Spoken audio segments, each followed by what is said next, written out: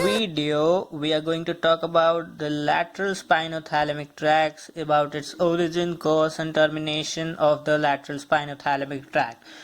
But before I start the topic, I need to introduce you to my little volunteer here. His name is Mr. Stick. Okay, and from now onwards, he's going to help us volunteer himself in different experiments which we will be conducting on him, and he is happy to help us to gain more knowledge, okay, about our topics. So here you can see we are trying to hit a nail in the hand of Mr. Stick, which obviously will create certain kind of pain for Mr. Stick. Yes, so how will this pain will be transferred from his hand to the brain? So the function of carrying pain is carried by the lateral spinothalamic tract. Okay, not only pain. If we put a hot or a cold test tube or water on Mr. Stick's hand, then the temperature sensations will also be carried by the lateral spinothalamic tract all the way up to your sensory cortex. Okay, so the function of lateral spinothalamic tract is to carry the sensations of pain and temperature. Okay, so the receptors here in the hands of the Mr. Stick are nociceptors and thermoceptors for pain and temperature respectively. So these receptors will receive the sensation of pain and temperature and will convert the mechanical energy into the electrical energy and generate an action potential which will be transferred via the peripheral nerve of first order neurons and will take the sensations up to the first order neuron, which is present in the dorsal root ganglion. Okay, where the analysis of the sensations will be done. Okay, why I'm making a point always that the receptors convert the mechanical energy into electrical energy? Because they are termed as biological transducers. Now what are transducers? Transducers are objects which convert the mechanical energy into electrical energy. Okay, so receptors are biological transducers which are already present in our body. That's why I am putting a key focus on the statement that the receptors will convert the mechanical energy into electrical energy, which will generate action potentials in the nerve, which will carry the impulses up to the first order neuron. Okay, then from the first order neurons, the impulses will travel into the posterior gray horn of the spinal cord via the posterior nerve root. Okay, and the first order neurons will terminate here, or the lateral spinothalamic tract. Now where will they terminate? They have two choices. Okay, the two choices are these two: the substantia gelatinosa of Rolando. It's Rolando. Let me make you clear. It's not Ronaldo. It's not Cristiano Ronaldo. It is Rolando. Rolando. Okay. So it is substantia gelatinosa of Rolando and a marginal nucleus. Okay. And let me make you one thing clear: what type of sensations these two the second order neurons which will generate from these two nucleus will carry. That first of all, you know, this is not Ronaldo. Ronaldo is very fast, he's athletic, flexible, and he's just perfect. Okay, but here it is not Ronaldo, it is Rolando. It's the first copy of Cristiano Ronaldo. Just giving an example to remember. Okay, so substantia gelatinosa of Rolando will carry the slow pain sensations. There are two types of pain. One is slow and one is fast. So the slow pain sensations will be carried by substantia gelatinosa of Rolando.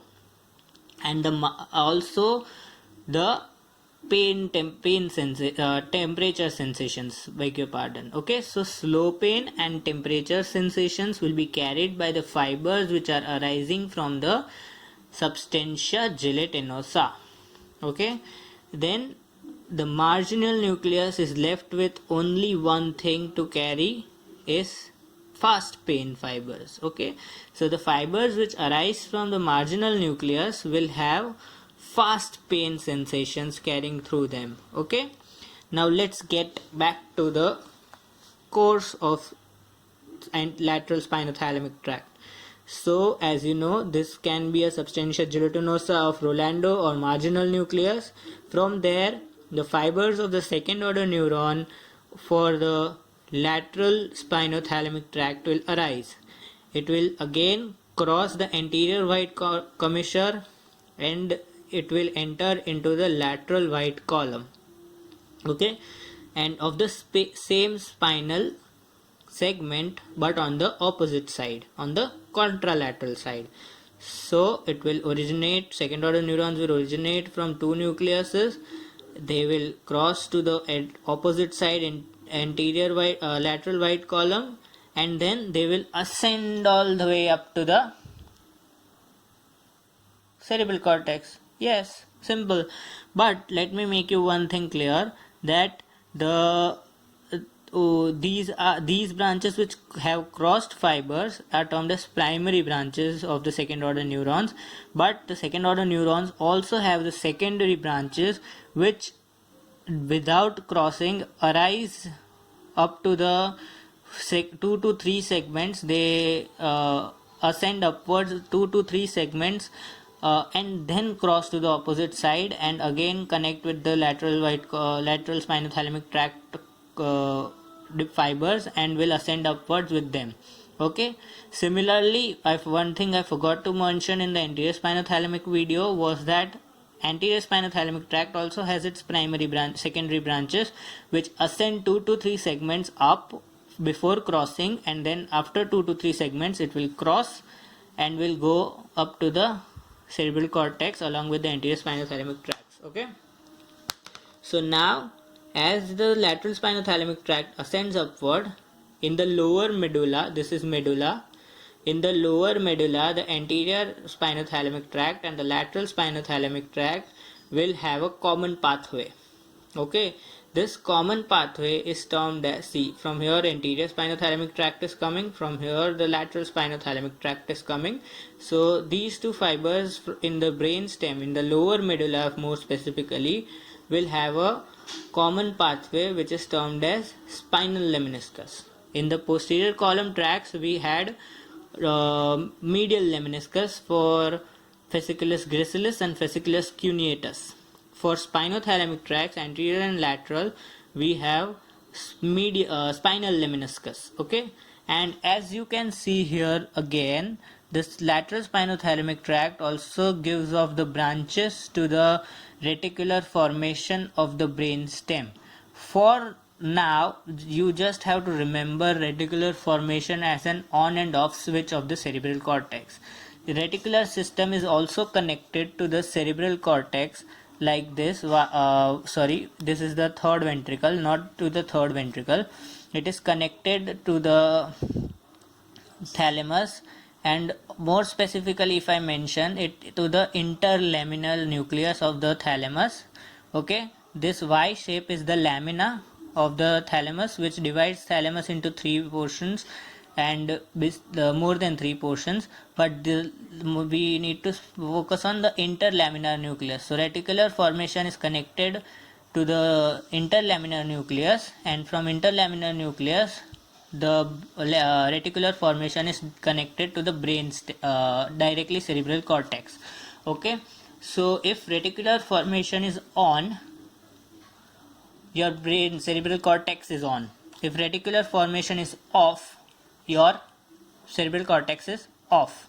Okay, so for now just remember reticular formation is the on and off switch of the cerebral cortex. Okay, now these are the collateral branches of anterior and lateral spinothalamic tracts. Okay, now the lateral spinothalamic tract and anterior spinothalamic tract both will run and will terminate at the ventroposterolateral nucleus of thalamus. Okay, will terminate into the ventroposterolateral nucleus of thalamus, and from there the third order neurons will originate. They will enter into the posterior limb of internal capsule and will fan out into the respective cell bodies in the sensory cortex. Okay, one important thing I need to really mention in the lateral spinothalamic tract is that the third order neurons of lateral spinothalamic tract also go to the insula and also go to the cingulate gyrus. So this one here is the cingulate gyrus, and here this one is the insula. Okay, now what is the function of insula? It is not at all related with the insulin production or insulin synthesis or insulin metabolism. Nothing related to insulin. Okay, it's just named insula, and its function is related to the sympathetic functions of the body. Okay, so if there is pain, the body has certain kinds of sympathetic system which can either reduce the pain, either increase the pain based on what is needed at what time. So all the sympathetic autonomic functions are carried out by insula. So whenever you have a pain, the lateral spinothalamic tract will also carry the pain not only to the cerebral cortex but also to the insula. Okay, similarly it will also carry the fibers of pain up to the cingulate gyrus. Now what is cingulate gyrus? Cingulate gyrus has its functions related to emotions. So pain is not just a physical thing, okay, physical state of mind. It is also largely related to the emotions. Okay, so whenever you have a pain, you have the emotions, whether it can be a happy emotions or it can be a sad emotions. For example, if you are Shah Rukh Khan of Om Shanti Om jumping into the fire for saving Deepika Padukone, okay, then the pain caused during that will be less generated due to the happy feeling of saving the almighty Deepika Padukone. Okay, but similarly, if we take another case where somebody slaps you and insults you in front of everybody, then the pain of that slap will be 10 times greater than the pain that Shah Rukh Khan is getting because of that fire burn. Okay, so just wanted to clear these points about insula and cingulate gyrus. Insula is concerned with sympathetic functions, and so the cingulate gyrus is concerned with the emotion part of the pain.